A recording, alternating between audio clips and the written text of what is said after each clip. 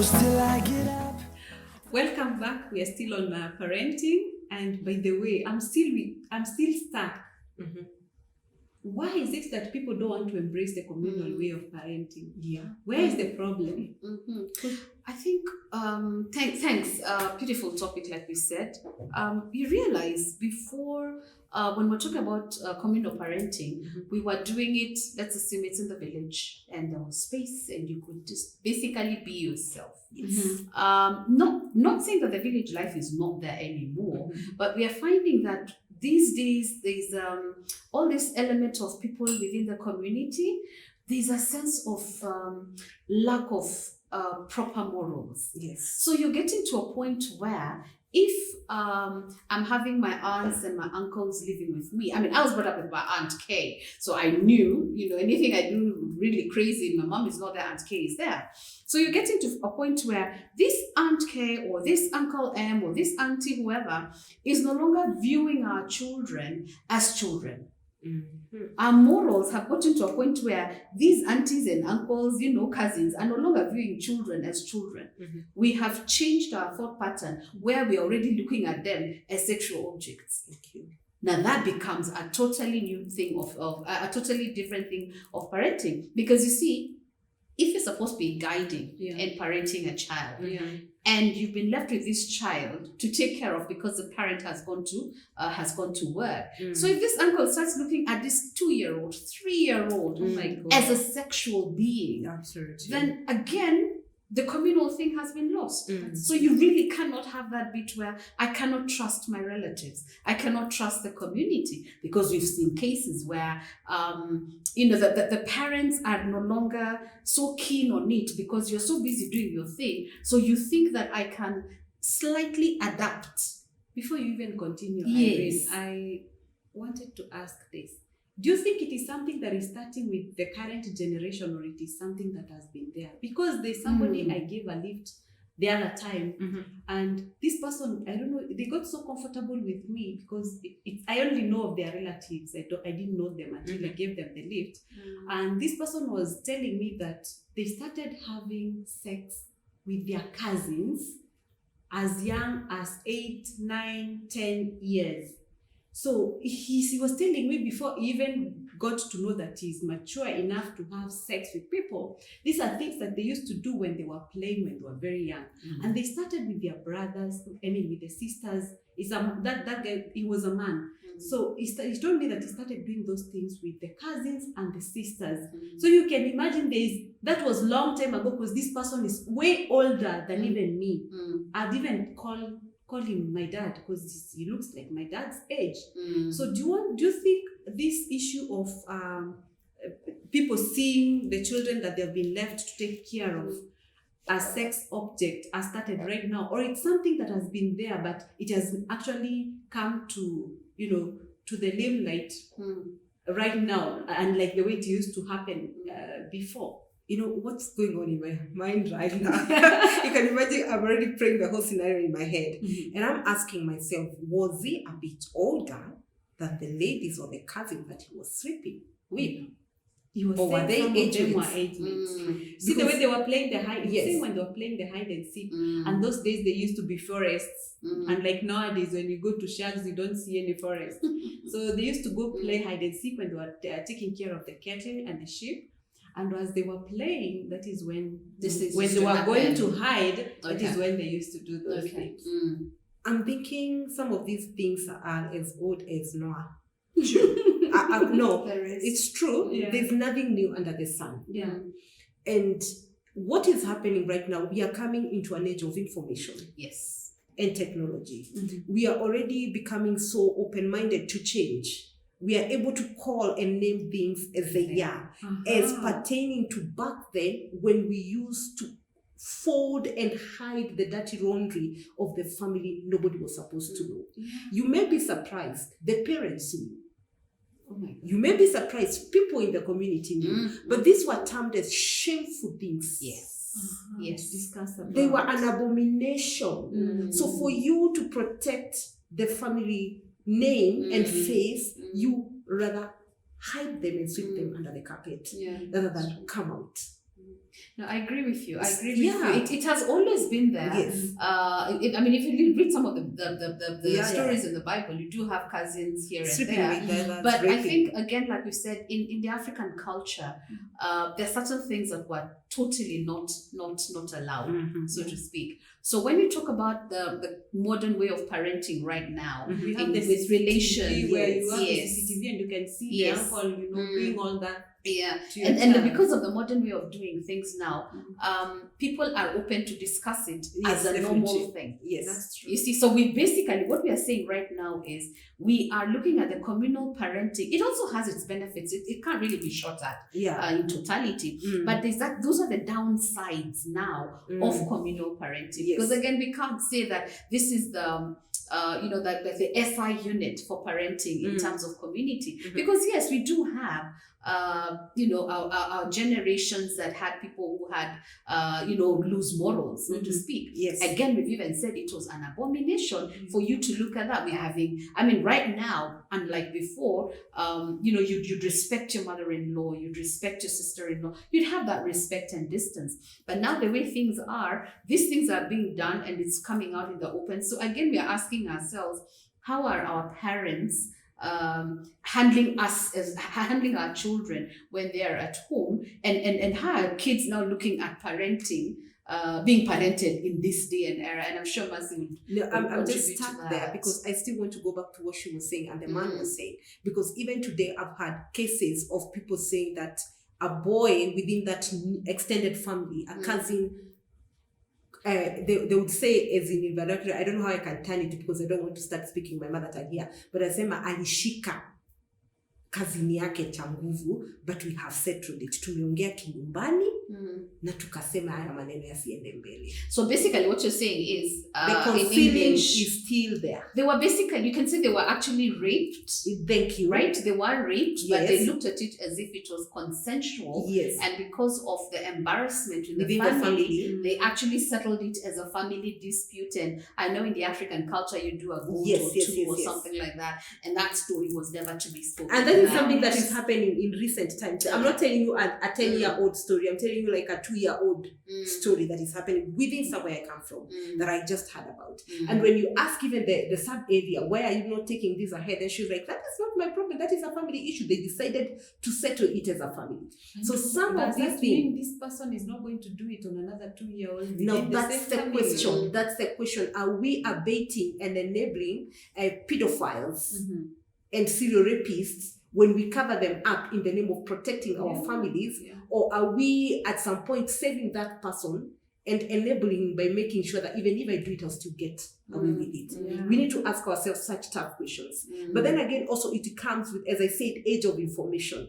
What level of information are we willing to sit some of these families who are in mashinani and educate them and sensitize them and tell them, when your child is raped, be it be a cousin, be it be a brother, this is something that needs more care. You may not go the legal way, as in go to jail or anything, but can these children be brought in and be brought to books in the sense of, are you giving them psychological help?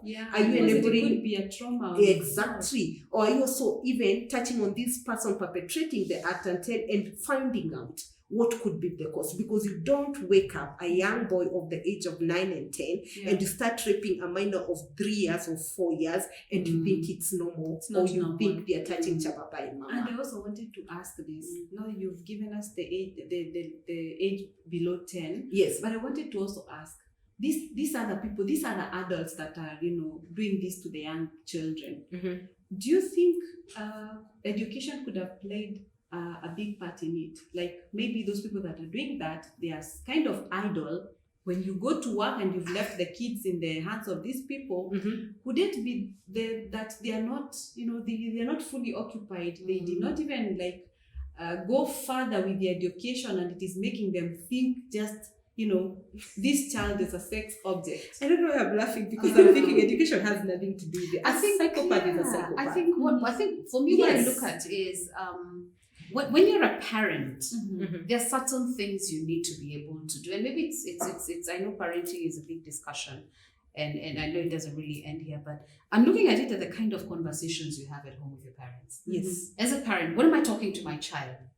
And What am I saying? in front of them? Exactly. Yes. What am I saying? Because Mhm. once the child also gets an idea of what we are discussing as a parent to my children, then I'm also able to, educate the children on what is right and what is wrong. I'm able to impact on that child that I am a parent here, and the things that I say to you as a parent should be your guiding. And that's what we said last time. Yeah. A parent is a guide. Mhm. So what conversations are we having, with this kind of kids at home? Because And you that's need to be very critical. keen, by the way, especially Mm. as parents, Mhm. those that have both parents in the Mm. house, those that are a husband and a wife or a father and a mother, Mm. you need to be very careful what you Mm. discuss in front of Yeah. your children. Mm. Because the other day we were with a certain coach in a certain secondary school, Mhm. and some of the things that we got from those children, my friend, Yes. we need to be very, very careful of our conversations Yes. in front of our children. Remember, they are not children anymore, Mhm. especially the teens. Mm. They are not children anymore. They are observant. They can see what we are doing. They Mhm. can hear what we are saying. Mm. And if you're using a language that is bad on the other parent in the absentia, you can be sure that is Mm. what they pick. That's true. And when they go to school, especially those in boarding schools, Mm. it actually affects their learning. They Ah, are busy, they are absolutely. asking themselves, Mm. if dad could tell me that about mommy, Mhm. if mommy could tell me that about daddy, Mhm. does it mean they don't love themselves? Mm. Does it mean they don't love one another to Yeah. a point? And what are they doing together if they can even actually say That's true. this That's in You front know, of us? you're mentioning boarding schools, and I'm reminded of a case of a teacher went to class in a boarding school, a primary school, and asked the kids to draw their family tree. Mhm. And the girl went ahead to draw the mom, very beautiful, Mhm. the sibling brother, very beautiful, and then she drew herself and the father without a head. Oh dear. Why? So now the teacher was a bit confused. Uh-huh. Why are you drawing your father without a head? And the kid just said, kwa sababu mama anasemanga dadi hana kichwa. You see, Translate that. Meaning what? Yeah, because some people Exactly. might You not see? get what you said. no, the child said that the mother always says that dad doesn't have a head. It cannot come well as the Swahili. I know. You know, daddy, Almost sounds like a babako, brain. no, actually, babako hananga kichwa, you know. As babako your father hananga really doesn't have a head. You see, according to Ouch. the mother, she's trying to pass a message, your father does not think. Yeah. it's But precious. according to the picture being painted to this child's head, is the father is headless. Yeah. Oh dear. Which is You know, really awful. We go ahead, and as someone very close to me was telling me, the son came home and told him, "Mommy, you know what? My friend who is in the same class with him told me they are looking for a new dad."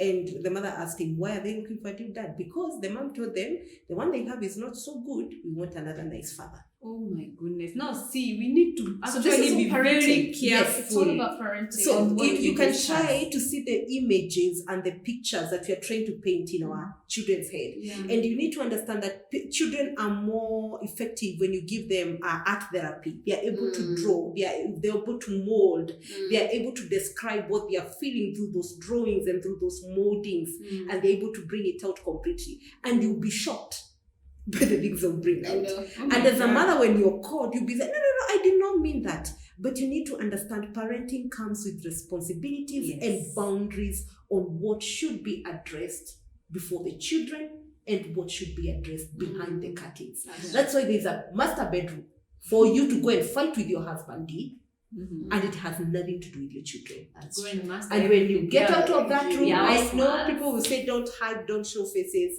but when you get out of that room, it's a perfect picture. You know, You know? especially for them. Yes. I think even as in parenting, in as much as we have this, I call it a cliche statement that sometimes I think as parents we use to choose to make mistakes for our children. Yes, we don't have a parenting manual. That's obvious. Definitely. But what are you doing as a parent to try and ensure that I'm understanding my children, I'm understanding the different levels that my children are at, and then I'm able to start releasing information that is suitable for that age.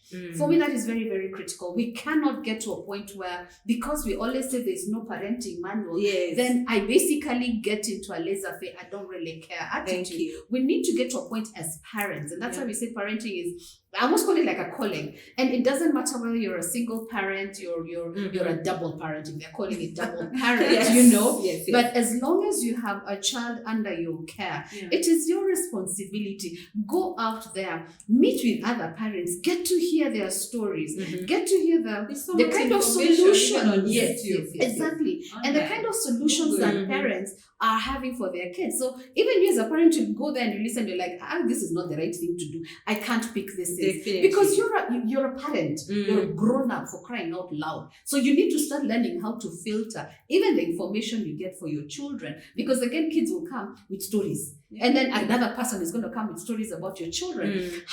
How well do you know your child as a parent to be able to know when this person comes and tells you that your child has done this and this, you'll basically, say this is crap. This is not my kind of child. Yes. But then another person will come and say this and you're like, oops, yes, that's my child. And then again, also on that, because I know our time is up, on that, do not be so protective and so blunt that you cannot accept when fault is called out on your children. Because some parent will be like, anakuja kuniambia kwani mimi sijui kuparent, kwani yeye ni nani? Then you keep on piling things you should have dealt with your child, and now they are blowing out of proportion, and you're wondering, I knew I was being told these things. I should have handled them right now. Mti ukunje ungali udogo.